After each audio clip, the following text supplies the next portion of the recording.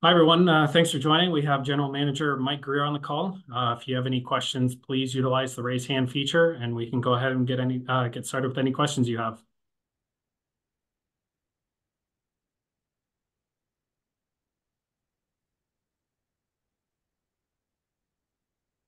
Go ahead and start with Shang. Hey Mike, how's it going? Wanted to ask you first with Askarov. Is he a guy that you've been chasing since the draft? Because I think there were stories back then that he was looking for a move, or even before that, or is this more of a recent thing, recent pursuit? We've talked about him kind of off and on over the whole year, probably. It came up probably a little bit at the draft, and then again afterwards. He's obviously a super talented goalie, and there's not too many opportunities where you have a chance to go after a young goalie like this and add him to your group. We've kind of been in touch with him probably over the last year. What was director of goaltending of getting Nabokov's role in this trade?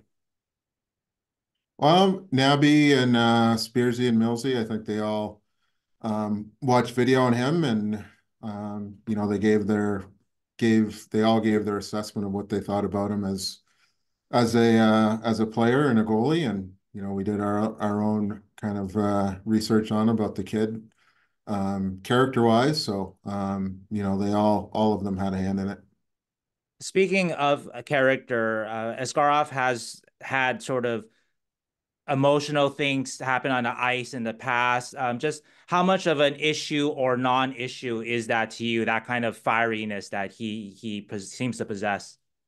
It's a non-issue for me. I mean, it's an emotional sport. It's a competitive sport. We want guys that compete hard every night, that play with emotion and play with fire. And obviously, you have to reel it in and kind of harness it in the right way. But I think it's hard to play any sports at a high level without playing with emotion and fire. And he has that competitive drive to be great and win hockey games.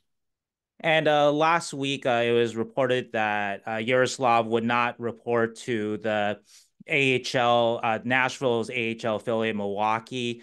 Is there any such concern with San Jose? Is he willing to report to the Barracuda, or is that not the plan for him?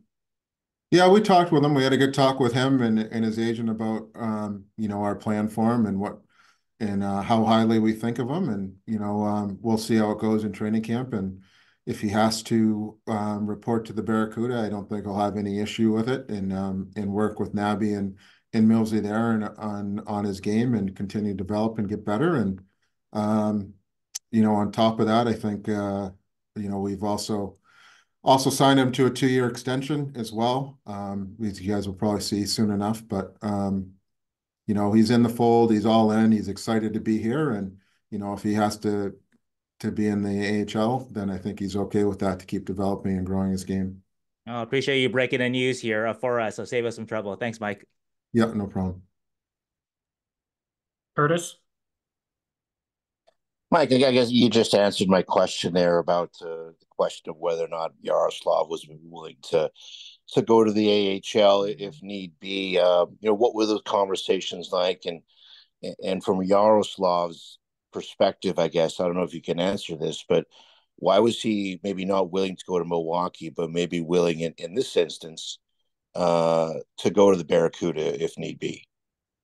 Like you said, I don't want to speak for him, but we laid out our plan for him, development wise, and the path that we think would be best for him to keep growing and getting better as a player and a professional.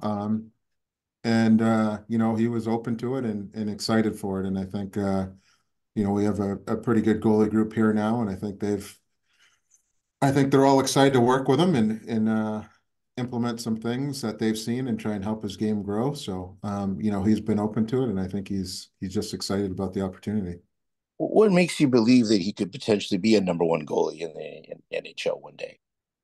I think you just watch if you watch him. We talked a little earlier about the competitiveness, but the size, the athletic ability, the way he reads the plays. He can also handle the puck, but when you're that size and you have the ability to anticipate and read plays and the athletic ability he has, I think it's all about him just putting it all together. And when we looked at it, as our group and our goalie people looked at it, and go back through the scouting reports over the years on him, I think we're very confident that he's going to be a number one. And like I said, you don't have too many chances to add players like this of this caliber in this position. It's the hardest position to draft and develop and to find, and be able to get someone like this and add him to our group. We're really excited. So this process started last year, is that correct? Yeah, I mean, we've had on and off conversations about it. And our guys have been have dug in on him throughout the year and watched him a lot. And we've had conversations and people who've coached him, you know, along his way in Milwaukee and in Nashville. We've talked to people who've been around him, and we feel real confident about what we're getting. And we think that's a pretty good goalie. You've shored up, obviously you've added a lot of top end forwards here, and some defensemen who could be in the NHL sooner rather than later. What does this do for the organization just to add a goalie like this who could, like you said, be a potentially number one? And how much does this maybe accelerate the rebuild a little bit? I mean, I don't know if it accelerates it. We'll just kind of see how that goes. But like you said, we built some depth with our forward lines and our forward players and our D, and the goalie was kind of a little bit of a missing piece in that age group. So to get someone who can grow with this team and move along with them and give them that security, I know from my own personal experience, when you have a guy back there who you really believe in and can win games for you, it just makes you play a lot freer, and be willing to go out there and not have to worry about things so much. So I think it'll help our whole group. It's a really big day for our franchise, I believe. Like like I said earlier, have an opportunity to add him to our group is really exciting, and I think it kind of breathes some more positive energy into the group. So you see this as a competition going into camp, and if Yaroslav shows that he's ready, could you potentially start the year with three goalies, maybe? Yeah, I mean that's on the table. I won't rule it out. I think like I told you guys at development camp, I expect this to be a really competitive camp and competed for jobs. That's up front and that's on the back end, and now I would say that's in the net too. So I think it's a good opportunity for everyone to push themselves and get better. And for Yaroslav, I think it's also a good opportunity for him to watch and learn for some guys who've been successful in the league or good goalies in Blackie and VTech. I think he can learn from those guys and on the ice and off the ice how they take care of themselves and how to be a pro. So I think all around it's really beneficial to everyone involved.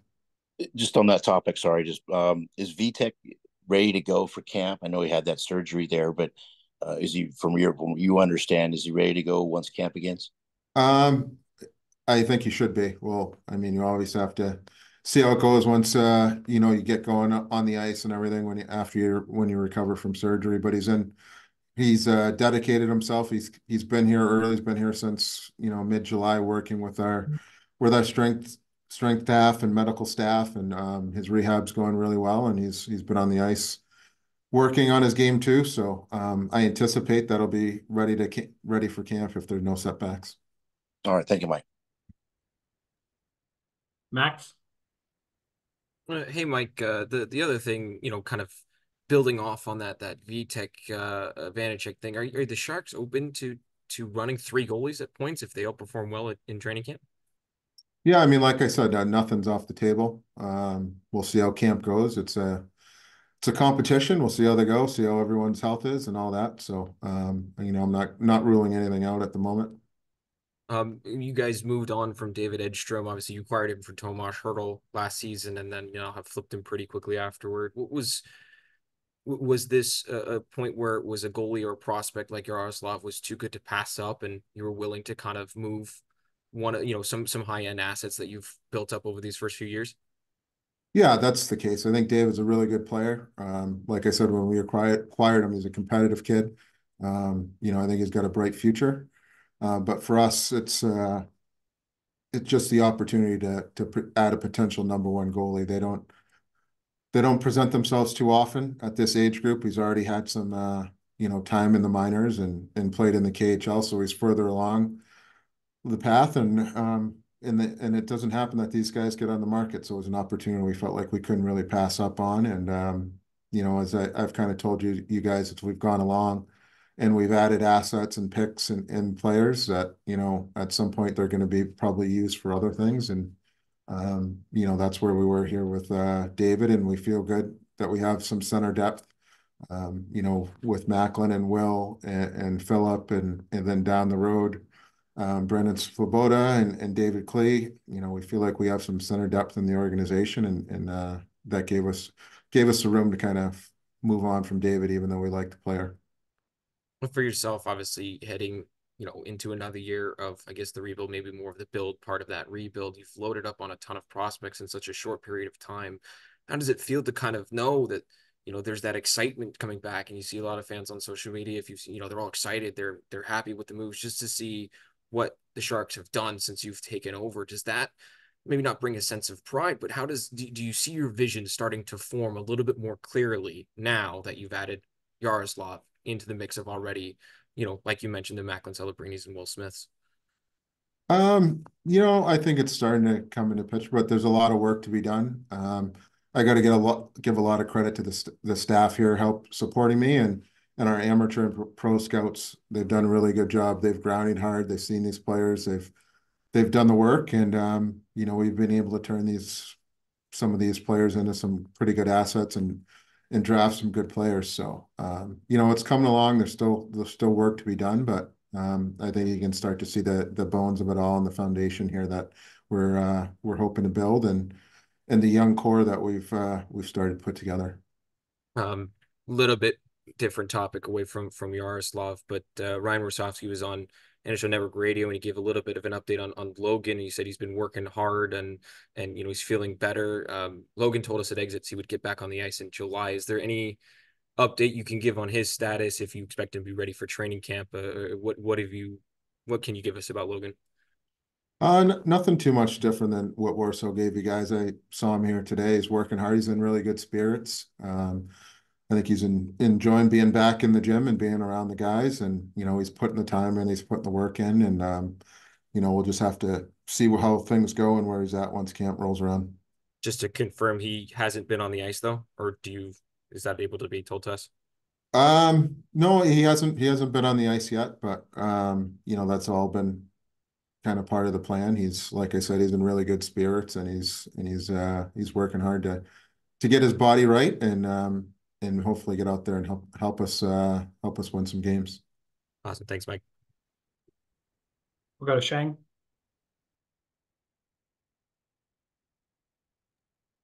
Hey, Mike. So going back to Logan, just to confirm, so he hasn't hit the ice at all this summer then, because again, the original plan July, so he hasn't done that. No, he hasn't been on the ice yet. Okay. Also wanted to ask you about the Cody Ceci trade, and just how that came together, and also trading off Ty Emerson there. Yeah, no, Stan reached out. He obviously had a dilemma on his hands and had to make some decisions. And so we were there, and we had some conversations and went back and forth about things. And I think Cody for us is a veteran D who's had some success in this league. He's a high character kid. I think he'll help our group and improve our group on 5-on-5 and PK. So the chance to add him, I thought was pretty good opportunity to add him to our group and to our D core, and also we want to keep filling in our pick grid for the drafts. So we kind of thought it was a good idea, and